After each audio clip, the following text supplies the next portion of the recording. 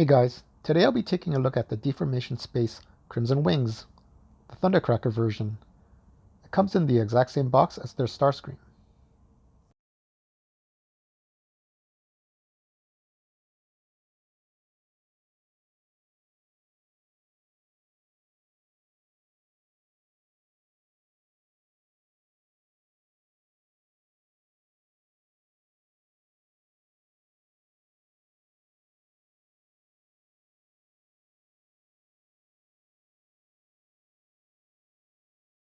He comes with these additional add-on pieces to give him more of a cleaner cartoon look.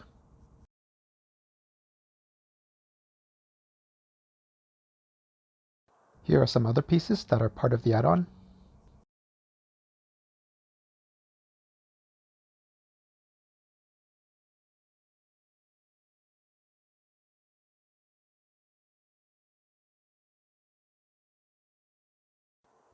A nice and cartoony looking Thundercracker, just like their Starscream.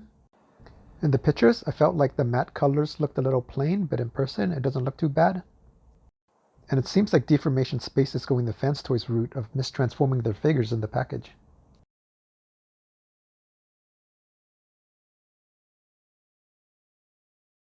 He comes with the same instruction booklet as their Starscream, and it's for 16 plus. So just a friendly reminder, this video is not for kids, not because it contains inappropriate content, but because YouTube may have inappropriate ads for kids. The instructions don't look too bad. They're nice and in color, but I usually still have trouble following them. I usually end up just stumbling through the process. And here he is out of the packaging and properly transformed.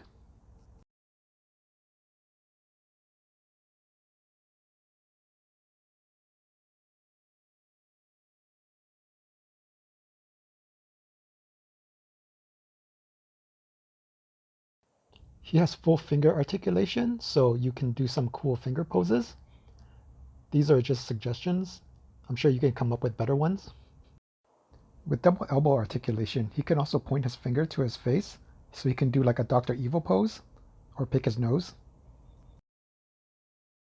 He has good head articulation. He can look up in a longing gaze, down for some serious deep thoughts, and all around. There's no intentional side-to-side inquisitive head tilt, which is unfortunate because I like my head tilts. I think it allows the figure to be more expressive. The vents on the side of his head are spring-loaded, but they're not very springy.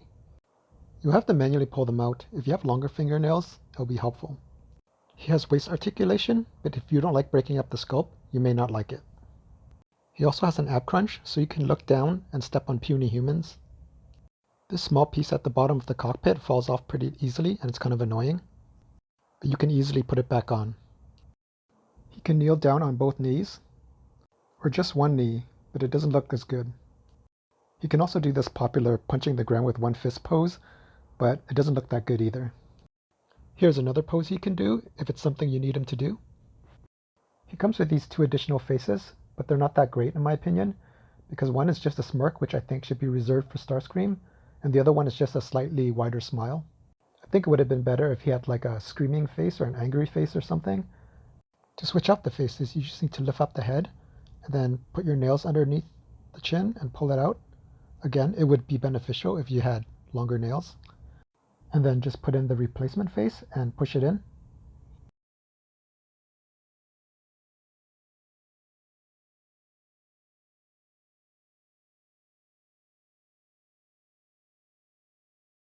And here are the additional add-on pieces that he comes with that doesn't come with the Starscream. It's to help make his back cleaner and more cartoon accurate.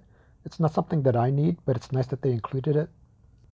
To attach the pieces onto him, you just take this wing piece here. It has a peg on the back, and the back of his wing has a corresponding hole, and you just peg the peg into the hole and squeeze it together. For the back piece, there are 3 tabs at the back, and on his back there are 3 corresponding slots, and you just push the tabs into the slots and give it a squeeze. It doesn't stay in that securely, Sometimes it gets a little bit loose and creates some gaps, but if you just leave it alone, it's fine. I forgot to show this butt piece. It just pegs in here. Time for some comparisons. I don't have the MP52 Plus version, but here he is compared to the older MP. He's about a head taller. I don't have a lot of Thundercrackers, but here he is compared to the other ones that I have. The Classics Thundercracker and the Night Morpher Hearts of Steel Thundercracker. I really like the paint scheme on the Classics Thundercracker. The shiny silver makes it look really premium, and the deep blue really pops. And here he is with the Deformation Space Starscream. Here he is with some of the bigger Decepticons. I think it looks pretty good. I'm in the camp of the Shockwave looks small. And here are all the Seekers that I display on my MP shelf. They do look a little bit bigger than the Coneheads, but I think it's not bad. The only one that I want to replace is Skywarp, so that all the original Seekers look the same. And here he is with all my Season 1 and Season 2 MP Decepticons. And here he is using Reflector like in the first episode of the Transformers.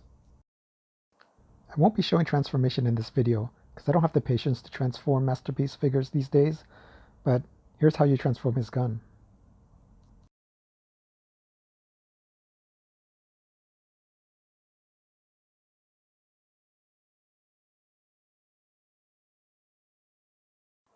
I'm not sure why this is removable.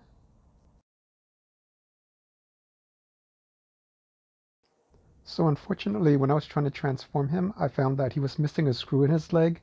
For the robot mode, this didn't affect anything because the leg is pretty compact. But because there's some hollowness in this section in alt mode, it was very difficult to tab everything in, so the alt mode will be a little bit loose. And here he is in jet mode. It's a little bit gappy because of the missing screw, so I couldn't tab in some of the leg pieces very securely.